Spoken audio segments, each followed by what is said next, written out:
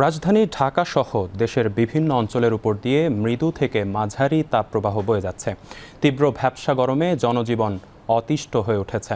বিশেষ করে রাজধানী ঢাকায় শ্রমজীবী মানুষ এবং গণপরিবহন ব্যবহারকারীরা চরম ভোগান্তিতে পড়েছেন। বিস্তারিত খালিদ আহসানের রিপোর্টে। রাস্তায় বের হলেই যেন আগুন ঝরছে মাথার উপর। দুপুরের দিকে তাপমাত্রা ছাড়িয়ে যাচ্ছে ৩৬ থেকে ৩৭ ডিগ্রি সেলসিয়াস।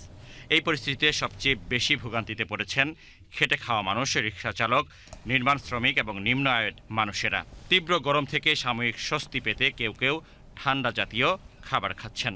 আমরা গরম থেকে পরিধান হওয়ার জন্য একটু যে শসা খাচ্ছি আর কি। এই গরমের জন্য আমরা কাজকর্ম করতে পারছি না, বাইরে বেরোতে পারছি না, খুব কষ্ট হয়েছে, যার কারণে আমি তৃষ্ণা পাচ্ছে, ডাব খাইতেছি। গরমের দিনে গরম পড়ে বা টক আছে, মনে করেন একটু টক খাইতে ভালো লাগে এই জন্যে, বা শসা খেলে একটু শরীরটা ঠান্ডা থাকে, ভাঙে গেলে শরীর ঠান্ডা থাকে, এই জন্য খায়। রাজধানী ঢাকা সহ দেশের বিভিন্ন অঞ্চলে চলছে মৃদু থেকে মাঝারি তাপপ্রবাহ।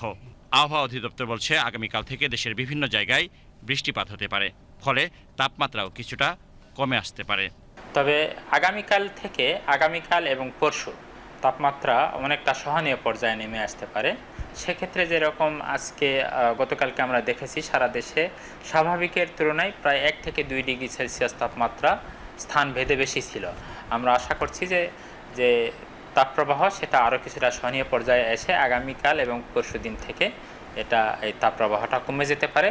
সেই সাথে মানুষের মধ্যে যে একটা অসহনীয় অবস্থা আছে, বিশেষ করে এই সময় বাতাসে জলীয় বাষ্প বেশি থাকার কারণে কিন্তু মানুষের শরীর থেকে ঘাম বের হচ্ছে, এবং ঘাম বের হওয়ার ফলে মানুষের ভিতরে একটা অস্বস্তিকর অবস্থা বিরাজ করছে।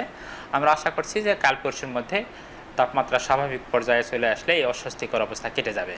তীব্র গরমে নানা স্বাস্থ্য ঝুঁকি যেমন হিট স্ট্রোক, পানিশূন্যতা এবং ক্লান্তি দেখা দিচ্ছে। দিনে বারবার পানি খাওয়া, রোদে অপ্রয়োজনে না বের হওয়া এবং হালকা খাবার খেতে পরামর্শ দিয়েছেন চিকিৎসকরা। Khalid Ahsan, BTV news, Dhaka.